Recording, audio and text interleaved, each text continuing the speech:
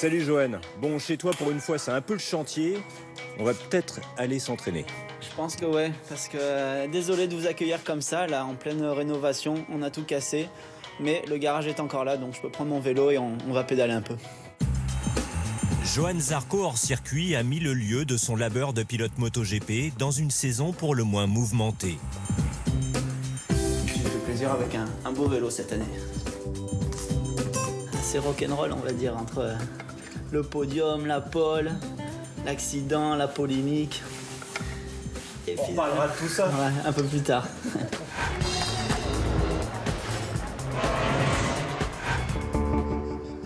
Ambiance un brin plus douce dans les Baux de Provence, avec son compagnon de route, son coach, Romain. À 30 ans, le double champion du monde Moto2 a les mollets saillants.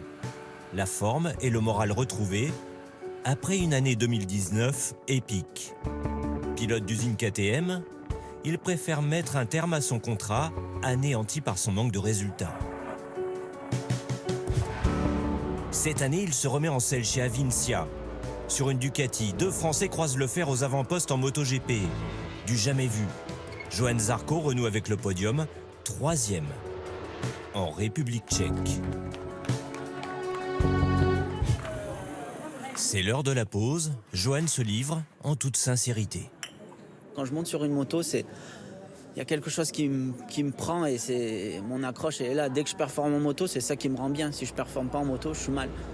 Je rêve vraiment d'être champion et ça c'est vraiment un rêve qui...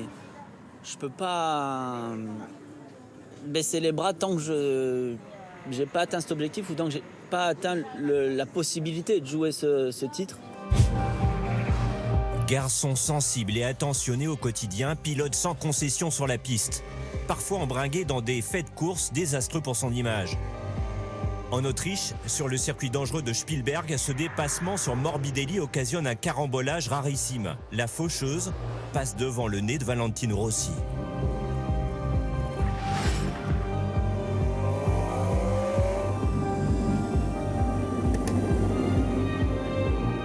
C'est lui qui a fait ensuite un peu toute cette polémique à dire que j'avais fait quelque chose de grave alors que j'avais simplement doublé son pilote Morbidelli et Morbidelli m'a ensuite percuté parce que nos trajectoires se sont un peu croisées on va dire. Mais à ces vitesses-là, simplement tout arrive vite et c'est compliqué.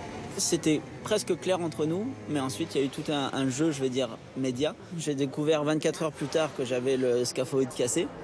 Et ben ça m'a bien occupé. Au lieu de rentrer dans cette polémique, il a fallu trouver les chirurgiens, partir en Italie, se faire opérer, revenir. Ça a permis d'occuper ma tête et pas de trop rentrer dans ce problème-là. Heureusement, la trêve entre chaque Grand Prix lui permet de se ressourcer, de rester physiquement affûté. Retour dans l'intimité du champion, on est reçu comme à la maison en toute simplicité.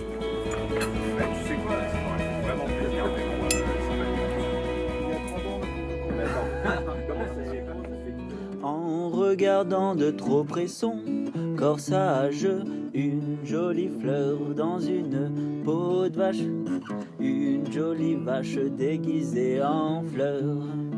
Le ciel l'avait pourvu des 1000 lapins. J'ai vachement progressé en guitare parce que j'ai l'impression que ça m'a développé des choses pour moi-même perso et ça me fait plaisir. Ça vient peut-être de cette éducation et de pouvoir profiter du moment. Et aussi s'épanouir à apprendre de nouvelles choses. N'ont pas su me guérir de cette peste. Pas question de terminer sur une fausse note. Une dernière partie de pétanque au pied des oliviers. C'est le trait de caractère d'un homme au grand cœur, toujours dans la course à la victoire.